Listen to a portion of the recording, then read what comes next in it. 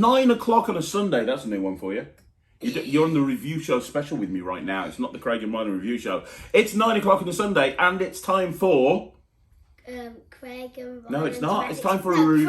Craig's No. Special review No, show. it's a review show special. We'll try that again. It's 9 o'clock on a Sunday, and it's time for a... Craig and... No, it's a review show special. It's 9 o'clock on a Sunday, and it's time for... Review show special. You kind of got there in the end. I'm Craig. I'm Ryland. I'm very excited because I have my wingman riding with me this Sunday. Normally I do the review show specials on my own, but Ryland, who is broken up currently from school, has a bit more time in his hands, and also we have something written into his contract. Because obviously he's contracted to perform and review right here on Magic TV, and we've got something written into his contract that if a Harrius trick comes out, he has to be the one to learn and perform it. And this is such a good trick that everyone's talking about. The only way that we could do it and get it out really quickly was on a review show special. So Ryland is here as a special one-off joining me on this review show special, aren't you? Yeah. And we are talking about a Harrius product. Get the box for me, right? This is the box. This is what it is. This is the Tornado Cube by Dmitriy Polyakov. If I've said that wrong, I'm so sorry. And Harrius. And it's a magical twist on cube magic. Now, what we have here, and if you don't know what the review show special is, the idea is very simple. We take a deep dive into a particular product or a particular trick or a particular company. And Why is it special? It's special because it's different to the review show. The review show is me and you every Wednesday. This is a special because we're only looking at one product, but we're going to take more time over this product. We're actually going to go into depth because, you know, on the review shows, we just probably spend about 5 or 6 minutes talking about it. We're going to go into a bit more depth. Okay? Yeah. So what this is, basically, if you've ever seen Revolution by Greg Wilson. Have you ever seen Revolution by Greg Wilson? I've heard of it, but I haven't actually seen it. Basically, he takes a pack of cards and spins it on his finger. It's basically like that, but with a Rubik's Cube. A completely different method, but it's like that with a Rubik's Cube. If you've ever seen basketball players spin a basketball on their finger, yeah, it's the same sort of thing, right? Now, when I first saw the trailer for this, I thought, well, that's really cool, but it's really just a flourish and nothing more than a flourish. But when you actually look at the project and you actually watch the tutorial, and you actually realise what you can do with this, it's more than just a flourish, because what you're doing here is absolutely impossible. You could not do this with a Rubik's Cube. It's impossible to, you're trying to do it for real without faking it. Yeah, you couldn't do it, right? It couldn't be done. Now, I want to talk into detail about what you get in the project, what the gimmicks are like. I want to go through absolutely everything so you guys know what you're spending your money on. But first of all, you've been practicing this. Now you could do it in the, if you might hold it in the middle. Yeah, but that's not magic. That's give me the cube back. Have you broken the cube again? You go. You've knocked all of the pieces off. I'm going to run a live performance while Ryland fixes this Rubik's Cube. You can see a video of Ryland performing it, and then when he's performed it, we'll come back and talk to you about what we think. You're going to get all those pieces. Fix the thing, will you, dude? I'm going to show you something with a Rubik's Cube. I'm going to try and balance it on my finger. Let me find the right spot.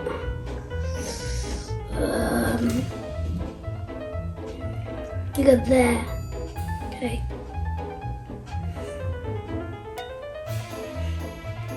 That's pretty impressive, but we'll go further.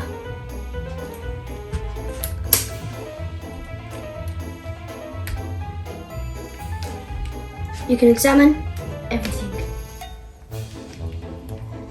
I'll do something else with it. I'm going to sew it behind my back in less than 5 seconds. When you say go. Go. Done.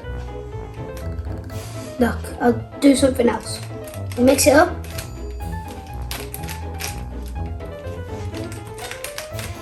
Sew it in a move.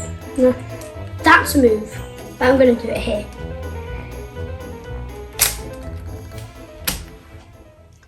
Okay, so that was a performance of Ryland doing it, and now he's banned from touching this cube again. No, you can have it. You can have it. This is yours to have. You do it really well, but we're putting it over there out of the way for now, okay? Now, here's the thing. We're going to talk about the whole project. We're going to talk about everything. But the first thing that I want to talk about is the performance that you just did, because that was a really good performance, and you've nailed it now. What you just saw was the first take. He's doing it every single time, but it wasn't. Normally, you pick things up like almost immediately, don't you? Yeah. This took you About 2 hours. About 2 or 3 hours to get down, didn't it? We're filming this at midday. He started working on it at 9 o'clock, and he's just been sitting there, cross-legged in a bed because he didn't want to drop it on the floor, just practicing this over and over again. When I watched the tutorial for this, I watched it and I was like, oh, that looks really simple. Henry makes it look really easy. Oh, I'll have that down, no time at all. But then when you actually start to play around with it, you realise there's a bit of a knack to it, isn't there? It's not difficult by any stretch of the imagination, but there is a knack, and it's not something that you're going to be able to do immediately. It's going to take you a little bit of practice, isn't it? Yeah. Like, I've got videos of him doing this after 10 minutes, after 2 hours, after 3 hours. You've now got it where it looks really good, and you spin it and you throw it up and you catch it and your hands are empty. But that didn't happen overnight. So it didn't happen like immediately, I mean. Yeah. So I would say that you're going to need a few hours practicing this in order to get it to a position where you feel comfortable doing it. Would you agree with that? Yeah. Now, what you actually get inside the box, you do not get a Rubik's Cube. I think that's important for you guys to know. You need to supply your own RD Rubik's Cube, which is Henry's brand of Rubik's Cube. And what you get is you get a gimmicked piece, and Henry goes through how to attach this gimmicked piece onto the Rubik's Cube. And the reason that he teaches you how to do that rather than supplying a cube is that way you can move the gimmick from one cube to another cube to another cube. You actually get a couple of gimmicks inside there, so you can set 2 cubes up to do this. But you can move it from one gimmick, you can move it from one cube to another cube to another cube, which is really useful. This combines with a lot of Henry's other products, and he actually has a section on there where he talks about all the other different products that this links up with. So, although this is now gimmicked, only I think you once... might be able to do it with Venom Cube. Yeah, he talks about how you can do this with Venom Cube. However, he says if you're going to do it with Venom Cube, be very careful, because if you smash a Venom Cube on the floor like you just did... The magnets are going to go. Yeah, you wouldn't want that to happen, right? So he says if you put it, it's very easy to put into a Venom Cube, and you can start your Venom Cube routine by spinning it on your finger and then taking the other cube and going into Venom Cube. But be careful that you make sure you've got it down, right? Don't drop it. This is actually this cube that we've put this into is actually part of a Rubik's Dream set. There's a shell that goes over this, isn't there? Oh yeah. So it works fine with a Rubik's Dream. It works fine with a Rubik's 360. There's no problem there. Henry does say that he wouldn't recommend doing this with an RD Insta, that one where you just literally shake it and it changes, because it's weighted a bit differently and it makes it so that it doesn't work. So that's something to bear in mind. But now this cube is gimmicked. Once you've done this, you can pretty much do any cube routine that you want to do. Like you saw with the performance, Ryland went into a sort of behind the back solve, and then he went into a Could you one move get to solve. like a different colour? Like we've got an orange, blue and yellow. Could you get different colours? Yeah, so what you get is you get a section. You have to take out part of the cube, put another part in, and then you get the stickers. So you can put it in any section that you want to. Absolutely. So that's what we did. We adapted this cube to work in that particular place, but you can do it with anyone. You actually get the stickers inside there, so you can do it with any part that you want to. You see the stickers are in there to do it with any part that you want to, and you get 2 of those cubes, so you actually get another section, so you can actually do it with another one, so you can prep 2 of the cubes, which is really nice. You might be able to do it with both Venom Cubes then once you're finished. Yeah, if you wanted to. You might be able to take take the magnets away secretly, and then you can just go. Absolutely. Now I think this is best as an opening to a cube routine, to kind of establish credibility straight away. So you bring the Rubik's Cube out, and the first thing that you do is you balance it on your finger. Well, that in itself is incredible, because the thing you need to understand about this is you can hand the cube out for examination at the beginning. It can be a mixed up cube, it can be a solved cube. You hand that cube out for examination, you take it back and you immediately go into the balance, which is a crazy impossible moment right there. Then once you've got the balance, you do the spin. Now it took you a while to get the spin. That's the thing that probably took the longest, wasn't it? Yeah. To get the spin actually spinning, as opposed to when he first started, it was just doing one turn. Yeah. It took a while to get the spin, didn't it? And then I went, And I just went shh. Yeah, and then the final thing is you throw it up in the air. Now, because of Henry's routining, once you've thrown it up in the air and you've caught it, you immediately just show your hands are empty, the cube's normal, and you can then hand it out for examination again or go into any routine that you want to go into. So from that point of view, it's really practical. Now, Henry talks about how you can do it behind a table, but he says the way that he always performs it is the way Ryland did it, which is standing up. And Henry includes an extra gimmick. We don't want to tell him what the extra gimmick is, but Henry includes an extra gimmick to clean up automatically. So as soon as that cube goes up in the air, you've got an extra gimmick that helps you clean up, so immediately your hands are empty with no trips to the pocket or anything like that. I'm right in saying that, aren't I? Yeah. You've got an extra gimmick that you can use to ditch the gimmick that you're using to do the trick. Yeah. You don't have to actually put it in your pocket. Or anything like that, no. The gimmick itself is very easy to hold. We don't want to go into too much about what the gimmick is, but what's nice about the gimmick is you can get into it anytime you want to. Do that so yeah, as soon as you're in this position. And the nice thing is also your thumb doesn't need to, it's not like you're holding your thumb behind it so it looks like you're holding something. So that's not like the case. That. So you can go like that. Yeah. And then you can have, you can have two cubes just going. Go for it. See what happens when you try and do that one. So yeah, I mean that's everything that you need to know. So you've got a 25-minute download where Henry goes through absolutely everything, including how to perform this, the timing. He goes through a sit-down handling, he goes through a stand-up handling, and he goes through how to incorporate this into other Henry Harrius products. As I say, I think it'd make a great opening into a cube routine. It's super practical. And what I mean by super practical is you can take the cube out, you can give it them, you can let them examine it. When they're examining it, you can get the gimmick. The gimmick is flesh coloured and it's not very big at all. He's got small hands and the gimmick fits fine in his hands. He's got small hands, the gimmick is absolutely perfect. So you just immediately then go into this. Everything looks fine. The angles, you can't even palm a playing card, but you can do this fine. The angles are not a problem either, are they? Because because of how the gimmick is held, the angles from the side are fine. The angles from this side are fine. Not completely the side. No, they are if you just bring your hand back a little bit. If you bring your hand back slightly, because don't forget, if you spin here, this hand... But if they're looking over your shoulder... Yeah, if you're looking from behind, you want to be careful unless you bring your hand down like this. What? But don't forget, this hand is spinning the cube, so this hand is blocking any angles there. Well, for me, I do it there. Because you do it there, yeah. So all you'd have to do, the weak angle is from the other side that's not spinning the cube. Slightly, not even that much. So if you just slightly turn to the person on the furthest right, in my case, that's going to completely cover all the angles. Yeah, then that won't be a problem. So from your case, because you're left-handed and you're holding it here, I would go to the left. You'd just point it towards the person furthest on the left, and then that would look great from everyone's angle. And then as soon as he throws it up in the air, his hands are immediately empty and everything's covered, and you'll reset immediately. Well, I throw it in the air and just go. Yeah, and you reset immediately to do it again. You don't have to go like that and spend days just trying to put it in. You just go. And the other nice thing, I've spoken to people who do... Now, you solve a cube pretty quick, don't you? Yeah. I mean, you can solve a cube... Fastest time is 15 seconds. Fastest time, 10 seconds. 10. You did 10. Once, which if I hadn't been there watching you, I wouldn't have believed it. But his fastest solve time is 10 seconds. But you average about 30 seconds, don't you? 20 to 30 seconds. I average about a minute, 50 seconds to a minute. So with me, if I'm ever in a situation... Yesterday, it took you a minute and 20 seconds. Shut up, Wally. Not true. I know. So here's the thing. If I'm in a gig and somebody mixes up my cube, maybe I'm doing it to a drunk person and they mix up my cube, for you, it's not a problem, because if you're in a gig and somebody mixes up your cube, you can go, watch this, and like literally 20 seconds later, it's solved, and that's really impressive. For me, I have to do this, and it looks rubbish because it's taking me a minute to solve a cube. What's nice about this is if you make this your regular cube and somebody mixes up the cube and therefore messes the routine up you're going into, you can immediately take that cube back and instead you can go into this. And they don't know what routine you're going into. So I like this. It's almost like an invisible deck for a card worker. Everybody... Oh yeah, so if this is set up and they just go... Yeah, and you can't do the routine. You can still go into this. You can just get your... As they're mixing it, you just get the gimmick and you go into that and you can do that instead. Because they don't know what you're doing with this, which is really cool. And I kind of think of it, I was just going to say, it's a little bit like carrying an invisible deck around when you're a card worker.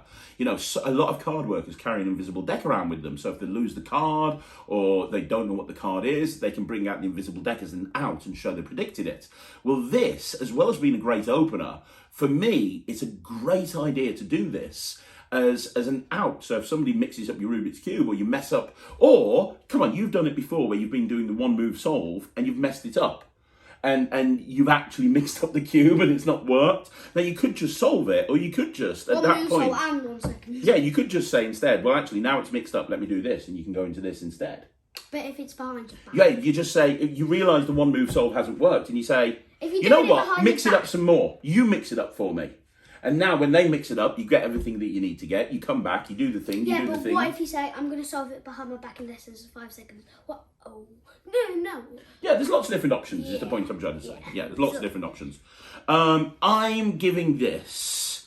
I said that Cube in Bottle was the trick of the year last year, and I know you agreed with me. The trick of... And later on in January, we're doing our awards special and stuff, but trick of the year for me last year was Cube in Bottle.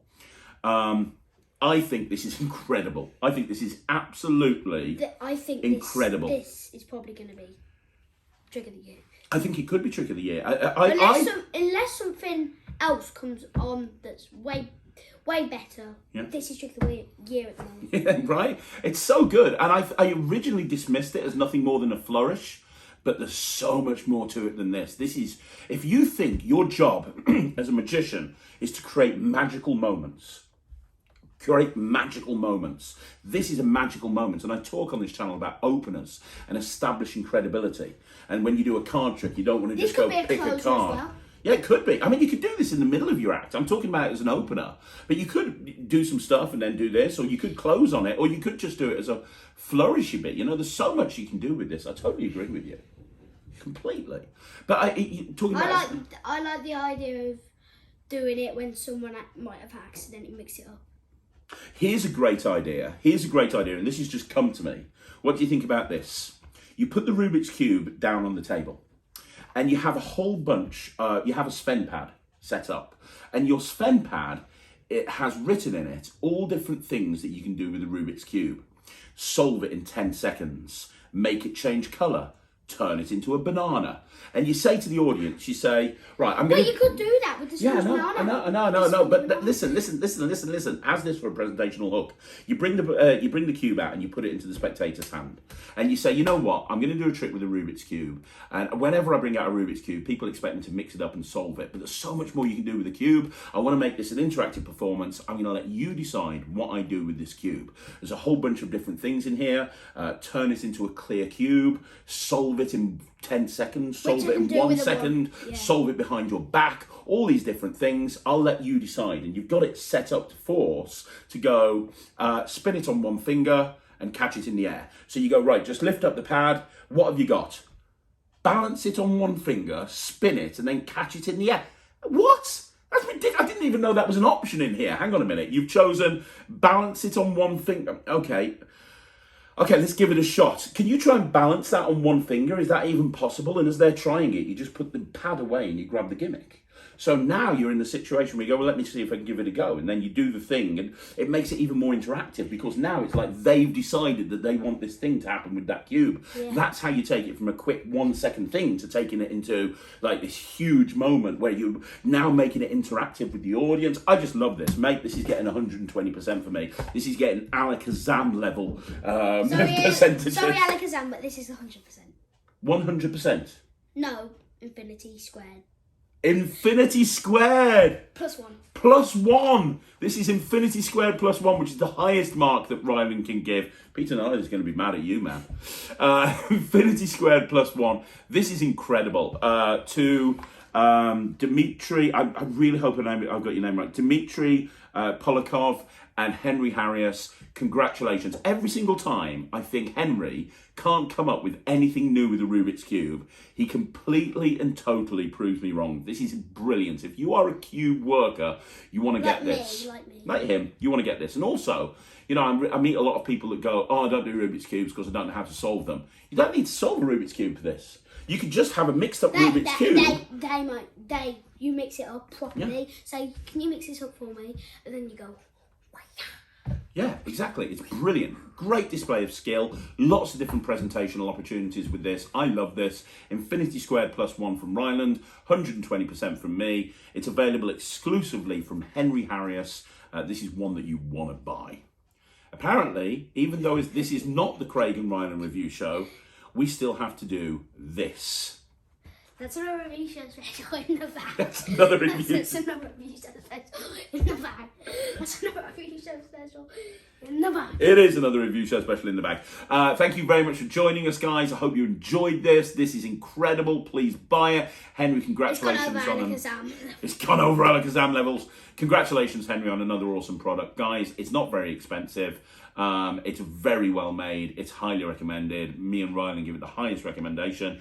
There you go. Let us know what you think in the comments down below. We'd love to know your thoughts. Thanks once again for joining us here. Make sure you follow the Kid Magician on Instagram. You've got almost 200 followers now, and you only set your account up at the beginning of December.